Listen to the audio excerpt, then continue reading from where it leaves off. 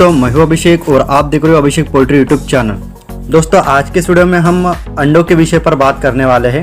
अगर कोई poultry farmer भाई या फिर अगर कोई नए पोल्ट्री फार्मर भाई अंडों के इसमें काम करना चाहता है या फिर यूट्यूब पर के वीडियोस देख के अगर उन्होंने घर पर ही थर्माकोल का एक छोटा मोटा अगर इंक्यूबेटर बनाया हुआ है तो ऐसे में ज़्यादा रिजल्ट आने के लिए, ज़्यादा हैचेबिलिटी मिलने के लिए, यानी कि मान के चले आपने अगर 10 अंडे लगाए तो उसमें कम से कम 9 चूजे निकलने के लिए कौन सी बातों के ऊपर ध्यान देना पड़ता है, इस विषय पर आज की इस वीडियो में हम बात करने वाले हैं। देखिए, 2 प्रकार के अंडे होते हैं, एक होता है अनफर्टाइल अंडा और दूसरा होता है फर्टाइल अंडा।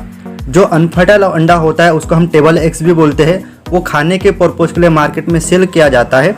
और जो फर्टाइल अंडा होता है वो हम इंक्यूबेटर में या फिर हैचरी में उसको सेट करते हैं 21 दिनों के लिए, और 21 दिनों के बाद उस अंडे से चूजा निकल आता है। लेकिन अगर कोई नई पोल्ट्री फार्मर्स है तो उनको फर्टाइल, नॉन फर्टाइल, इसमें काफ़ी ज़्यादा कंफ्यूजन होता है। तो आज के वीडियो को स्टार्ट से लेकर एंड तक के पूरा देखेगा, मैं आपके पूरे के पूरे डाउट्स क्लियर करा दूंगा, जिसके वजह से जो भी अंडे आप अपने इंक्यूबेटर में हैचरी मशीन में रखोगे उससे आपको हैचेबिलिटी का रेशियो, अंडों से चूजे निकलने का जो रेशियो है ज़्यादा रहेगा। सबसे पहले मैं आपको एक बात बता दूं, अगर वीडियो का टॉपिक और समझाने का तरीका आपको अच्छा लग रहा है तो वीडियो को लाइक जरूर कर दीजिएगा और चैनल को सब्सक्राइब कर दीजिएगा, क्योंकि आपका एक लाइक हमें मोटिवेशन देता है रेगुलर बेस पर नॉलेजेबल पोल्ट्री की वीडियोज अपलोड करने में। और साथ ही साथ सब्सक्राइब करने से ये दोस्तों फायदा होगा कि अगर आप डेली बेसिस पर मैं कोई भी वीडियो अगर अपलोड करता हूँ तो आपको उसका नोटिफिकेशन आएगा, जिससे कि आप रेगुलर बेसिस से पोल्ट्री के अलग अलग वीडियोज के टॉपिक से जुड़े रहेंगे। तो अभी बात कर लेते हैं सबसे पहले नॉन फर्टाइल अंडा, जिसको हम टेबल एग्स बोलते हैं। देखिए दोस्तों, जो किराना दुकान में सफ़ेद कलर का अंडा आता है, बहुत लोग उसे ब्रॉयलर का अंडा भी बोलते हैं, लेकिन एक्चुअली दोस्तों जो BB300 नाम की ब्रीड होती है वो सफ़ेद अंडा उस ब्रीड का होता है। क्या दोस्तों, BB300 ब्रीड मुर्गियों के सभी प्रजातियों में सबसे ज़्यादा अंडा देने वाली ब्रीड है, और साथ ही साथ 1200 से लेकर 1300 ग्राम का बॉडी वेट पर भी BB300 की मुर्गी 40 ग्राम प्लस का अंडा दे देता है। जो आप किराना दुकान पे सफ़ेद अंडा देखते हो वो BB300 मुर्गी का ही होता है। तो सबसे पहले मैं आपको दोस्तों बता दूं, जो किराना दुकान में किसी मॉल में से अगर आप सफ़ेद अंडा लेकर आते हो खाने के पर्पज के लिए या फिर उसके हैचिंग करने के लिए, तो एक बात आपको बता दूं, वो दोस्तों नॉन फर्टाइल अंडा होता है, टेबल एग्स होता है, उससे चूजा नहीं निकलता। उससे चूजा क्यों नहीं निकलता इसका भी एक बार आपको बता देता हूँ दोस्तों। जो भी सफ़ेद अंडा मॉल में या फिर किराना दुकान में आता है उसके लिए जो BB300 की सफ़ेद मुर्गी पाली जाती है, जैसे कि आप वीडियो के स्क्रीन पर देख रहे हो, ये मुर्गी दोस्तों पिंजरे में यानी कि केज सिस्टम में पाली जाती है। यहाँ पर किसी भी प्रकार से उस मुर्गी के साथ में मुर्गा नहीं होता है, ठीक है। और अंडों से चूजा निकलने के लिए मुर्गी के साथ होना बहुत ज़्यादा जरूरी होता है, तभी जाकर वो अंडा फर्टाइल होता है और फर्टाइल अंडों से चूजा निकलता है। जो कि BB300 के अंडों से भी चूजा निकाला जा सकता है, लेकिन उसके लिए आपको BB300 के मुर्गी के साथ मुर्गा रखना होता है। लेकिन जितने भी बड़े बड़े अंडों के फार्म होते हैं वो पूरी तरह से केज सिस्टम में अपनी मुर्गियों को पालते हैं, जहाँ पर किसी भी प्रकार से मुर्गा नहीं रखा जाता, जिस कारण ये नॉन फर्टाइल अंडा होता है सफ़ेद अंडा।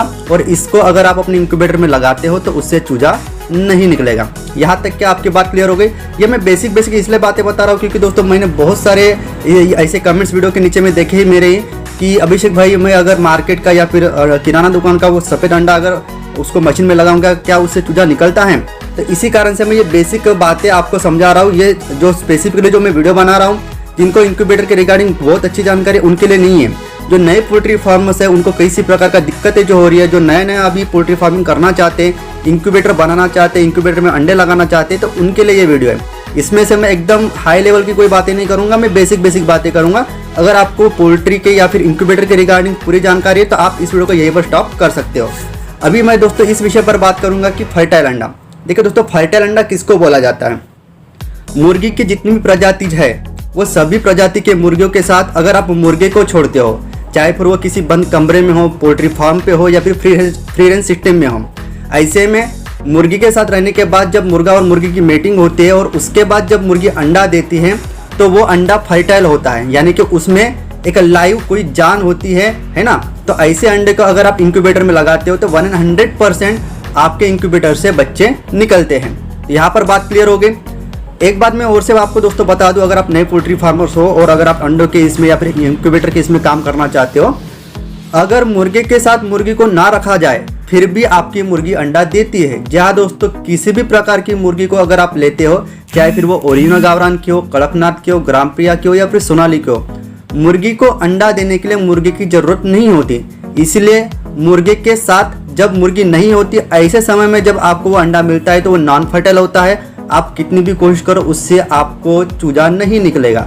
और जब कभी भी आप जो भी मुर्गियों की जितनी भी ब्रीड्स होती है उसके मुर्गी के साथ कोई भी अगर मुर्गा छोड़ते हो तो ऐसे में मुर्गा और मुर्गी के मेटिंग होने के बाद जो अंडा आपको मिलेगा वो फर्टाइल होता है। और उसके अगर प्रॉपर यानी कि इंक्यूबेटर में या फिर हैचरिंग मशीन में या फिर मुर्गी को सेने के लिए देते हो आप, तो ऐसे में अगर उसका इंक्यूबेशन प्रॉपर होता है तो उस अंडे से चूजे जरूर निकलते हैं। यहाँ तक के बात दोस्तों क्लियर हो गई।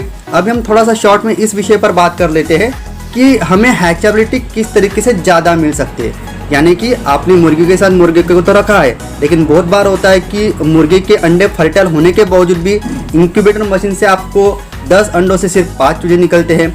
मुर्गी को आपने 12 अंडे लगाए उसमें से सिर्फ 6 चूजे निकलते हैं।